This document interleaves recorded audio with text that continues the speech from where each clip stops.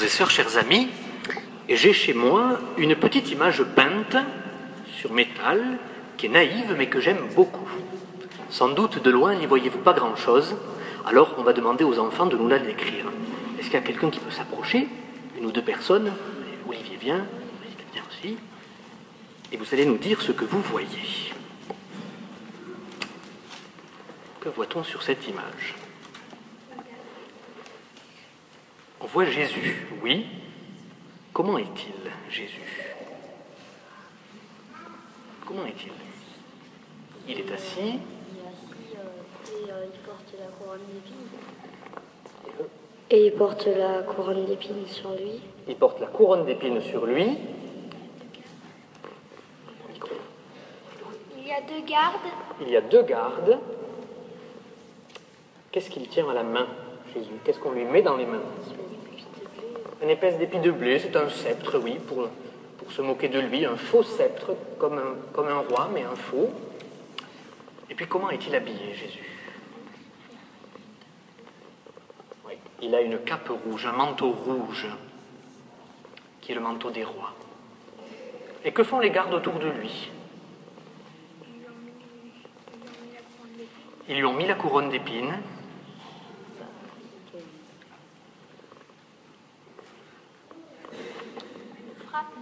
Et il le frappe, oui. Et il le frappe.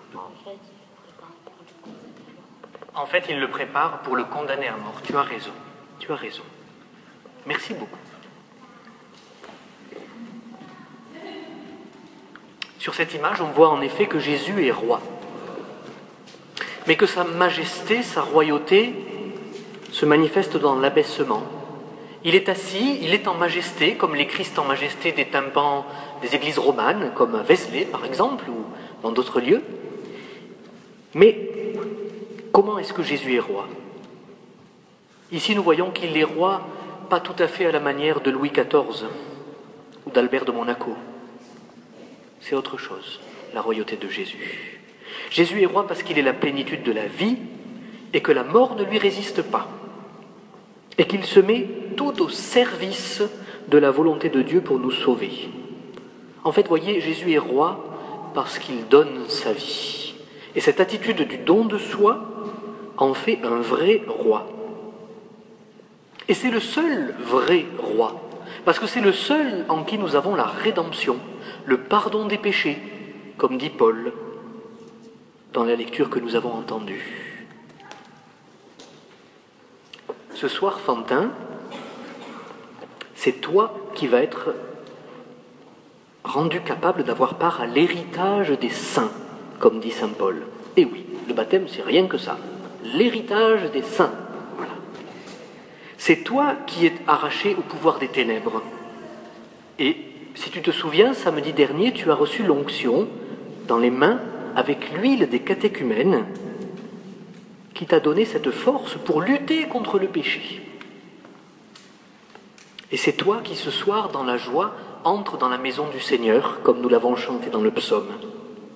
C'est à toi que, d'une certaine manière, Jésus dit ce soir, « Aujourd'hui, tu es avec moi, tu seras avec moi dans le paradis. » Alors il l'a dit à l'un des malfaiteurs sur la croix, mais en réalité, le baptême, c'est cela. C'est déjà la vie éternelle qui commence. Déjà pour toi, être baptisé, ça voudra dire déjà que tu donnes à ta vie un avant-goût de paradis. Mais ne nous trompons pas. Être prêtre, prophète et roi, comme chacun de nous le devient par le baptême, c'est aussi avoir part à la passion de Jésus. C'est aussi passer par la mort. Et le baptême, qui est un passage par l'eau, est aussi symbole d'une mort. Et accepter que cette royauté passe par un trône qui est la croix.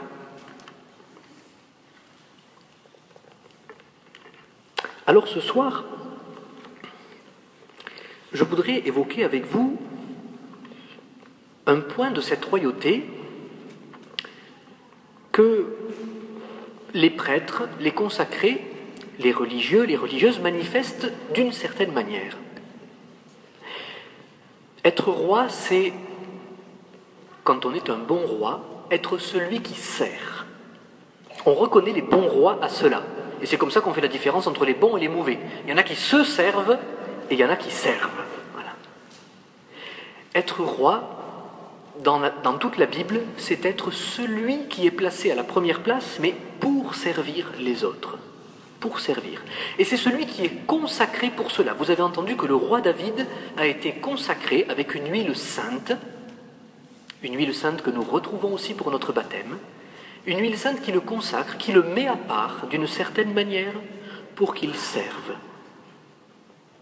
Et si nous disons que Jésus-Christ est notre roi, c'est parce qu'il est effectivement appelé à régner sur notre vie. Qu'il est notre roi, que nous lui faisons de la place, que nous lui faisons peut-être toute la place. Et vous voyez, dans notre société aujourd'hui, il y en a qui donnent cette première place à Jésus en lui faisant l'offrande de leur vie, en lui faisant l'offrande de leur célibat. Je voudrais donc aborder, et terminer par là, ce point-là, que l'on n'aborde jamais dans notre société que pour le critiquer, alors qu'on n'en mesure peut-être pas toute la signification et la richesse. C'est ce que m'a fait cette année méditer la fête du Christ roi. Je me suis dit pour moi-même, mais comment est-ce que Jésus règne dans ma vie, au fond ? Je voudrais parler du célibat des consacrés, qui est justement au nom du royaume des cieux. Jésus, dans l'Évangile, dit à un moment donné, il y en a qui, pour le royaume des cieux, ne se marieront pas. Il y a des personnes qui, en vue de ce royaume, vont renoncer librement, personne ne les y force, librement, à l'exercice de leur sexualité et au fait de fonder une famille. Et vous voyez, si je choisis de vous en parler ce soir, c'est parce que je suis persuadé que nous avons vraiment besoin de redécouvrir ô combien c'est un trésor de notre Église, un trésor pour notre monde, que ce célibat en vue du royaume. Et j'aimerais vous le faire percevoir, frères et sœurs. Mais d'abord, il faut prendre acte en premier lieu que, c'est vrai, il y a un soupçon qui est régulièrement porté aujourd'hui dans notre société sur le célibat. En fait, il y a beaucoup de gens qui n'y croient pas vraiment, voyez, et qui s'imaginent que ce serait seulement une espèce de règle extérieure, voilà, d'un autre âge, qui serait forcément imposée par un pape réactionnaire, qui serait conseillé par des cardinaux réactionnaires, etc., etc. Nous, prêtres, on est souvent interrogés sur le sujet, pas toujours avec une grande délicatesse d'ailleurs. On est souvent raillés. On est souvent incompris sur le sujet. Cette non-reconnaissance, vous voyez, d'une partie de notre sacerdoce, au fond, de notre être sacerdotal, ou de notre être religieux, si nous sommes religieux, religieuses, avec aussi toutes ces émissions de télé qui laissent penser qu'il y a la moitié des prêtres qui mènent une double vie, quoi. Eh bien, tout cela, ça nous fait mal, d'abord. Et d'une certaine manière, en méditant sur l'évangile de ce jour, je me suis dit, de cette manière-là, c'est vrai que d'une certaine manière, nous participons à la dérision du Seigneur, dont vous avez vu dans l'évangile qu'on se moque de lui. Voilà. Les chefs tournaient Jésus en dérision, dit l'évangile. Mais en fait, les critiques qui nous font le plus mal, ce sont celles qui viennent de la part de chrétiens. Et cela aussi, frères et sœurs, il nous faut l'entendre.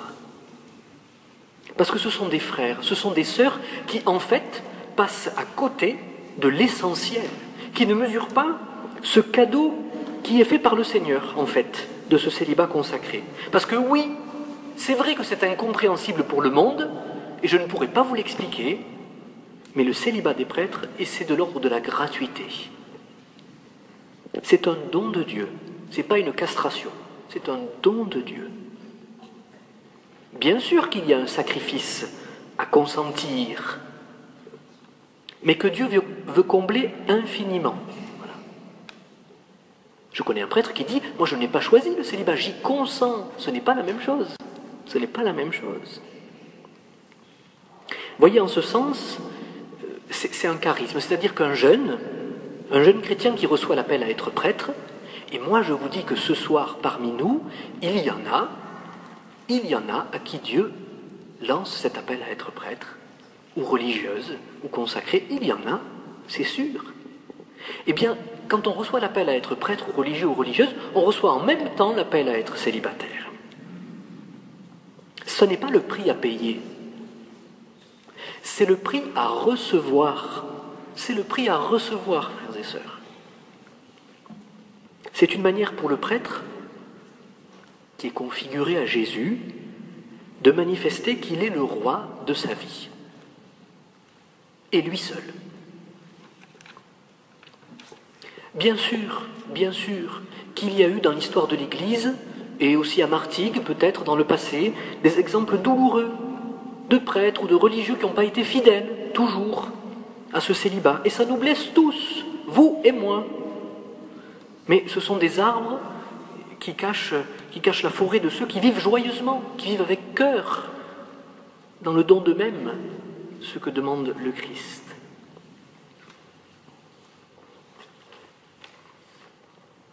En fait, voyez, lorsque l'Église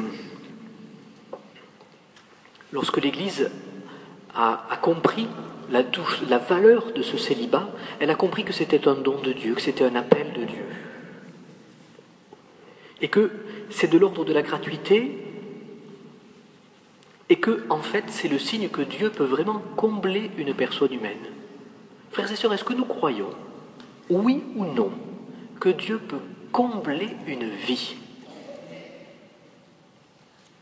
Je vous le dis avec joie, Dieu peut combler une vie. Il peut vraiment être notre roi. Il le peut.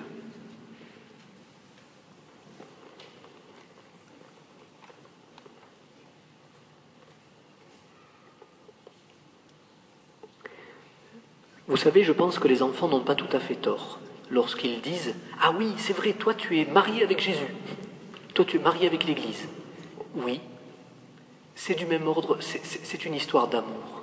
Et ça ne peut se comprendre que comme ça. C'est une folie d'amour qui ne peut se comprendre que par amour, que par des mesures d'amour. Voilà, je voulais vous en parler ce soir, parce que c'est quelque chose de beau, que je vous invite à redécouvrir. Voilà. Ça n'est pas seulement une règle extérieure ou une norme disciplinaire dont on dit « Ah ben oui, ça changera ». Mesurons la richesse de cela, mesurons-le. Alors, voilà ce que m'a fait méditer ce soir cet évangile et aussi cette fin de l'année de la miséricorde. Moi, je vous avoue que pour moi, cette année de la miséricorde m'a fait beaucoup de bien et que je n'ai pas forcément les termes pour décrire ce que j'ai vécu, mais ce qui me vient à l'esprit, c'est un torrent qui déborde, c'est une surabondance. C'est une sorte de trop-plein d'amour que je n'ai pas fini, alors que les portes saintes se referment, alors que l'année se termine, que je n'ai pas fini de laisser se déployer. Ça ne fait que commencer. Ça ne fait que commencer.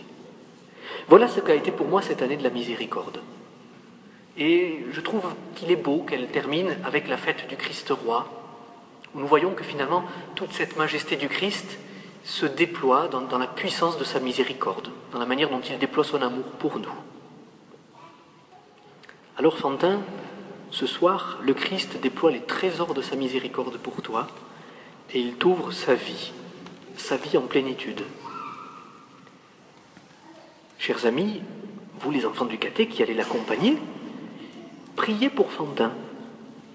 Priez aussi pour tous ceux que vous connaissez qui ne sont pas baptisés. Priez pour eux, pour qu'ils entendent le Christ frapper à la porte de leur cœur. Lui qui se met à notre service, lui qui est roi en se faisant le plus petit, le plus humble, le plus discret aussi, mais qui est bien présent pour nous servir un bonheur et une vie que personne d'autre que lui ne pourra nous donner. Alors tout à l'heure, lorsque nous nous dirigerons vers le baptistère, et toutes les personnes qui le voudront pourront s'approcher du baptistère, notamment les enfants, je vous invite à penser à cela. dans la joie, nous irons dans la maison du Seigneur. Aujourd'hui, avec moi, tu seras en paradis. Voilà ce Seigneur qui nous ouvre ce paradis. Pas pour demain, pour aujourd'hui. Et notre vie peut vraiment en être déjà un avant-goût. Entrons dans cette royauté de service.